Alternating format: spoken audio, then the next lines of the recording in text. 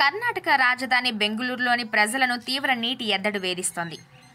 తీవ్రమైన నీటి సంక్షోభం కారణంగా గేటెడ్ కమ్యూనిటీల్లో నివసించే ప్రజలు కూడా నీరు లేక అవసరాల కోసం వాష్రూమ్లను ఉపయోగించడానికి సమీపంలోని మాల్స్కు వెళ్తున్నారని అక్కడి ఓ నివాసితుడు తెలిపాడు. స్నానాల కోసమైతే ఏకంగా జిమ్లకు వెళ్తున్నారని ఆ వ్యక్తి పేర్కొన్నాడు. సోషల్ మీడియా వెబ్సైట్ రెడ్డిట్ ద్వారా తాము ఎదుర్కొంటున్న నీటి సమస్యను ఆ నివాసి తెలియజేశాడు. ప్రెస్టిజ్ పాల్కన్ సిటీలోని ఓ ఫ్లాట్లో నివాసం ఉంటున్నట్లు పేర్కొన్న ఆ వ్యక్తి తమకు నెల మొత్తం కూడా చుక్క నీరు కూడా రావడం లేదని వాపోయాడు. ఆ వ్యక్తి ఇంకా మాట్లాడుతూ, చాలా మంది అద్దెదారులు తమ ఇల్లు ఖాళీ చేసి వెళ్ళిపోతున్నారు. మరికొందరు తాత్కాలిక వసతికి మారారు. పరిస్థితి ఎంత దారుణంగా ఉందంటే నీరు లేక టాయిలెట్ల దుర్వాసనను మీరు చాలా దూరం నుండి పసిగట్టవచ్చు.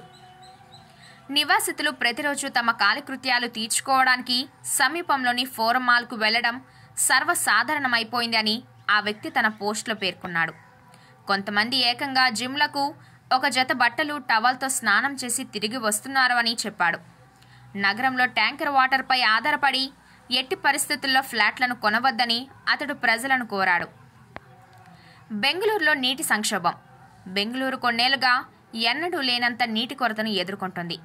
ఈ నేపథ్యంలో బెంగళూరు నగరం, బెంగళూరు రూరల్ జిల్లాలను ఇప్పటికే కరువు జిల్లాలుగా ప్రకటించడం జరిగింది.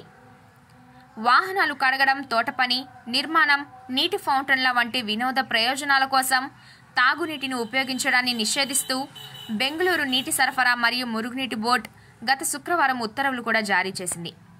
ఒకవేళ ఎవరైనా ఉత్తర్వులను ఉల్లంఘిస్తే 5,000 రూపాయలు జరిమానా విధించడం జరుగుతుందని పేర్కొంది. ఇదిలా ఉంటే నీటి ఎద్దడి నెలకొని ఉన్న తరుణంలో ట్యాంకర్లతో నీటి సరఫరా చేసే వ్యాపారులు ఇదే అదునుగా రెచ్చిపోతున్నారట.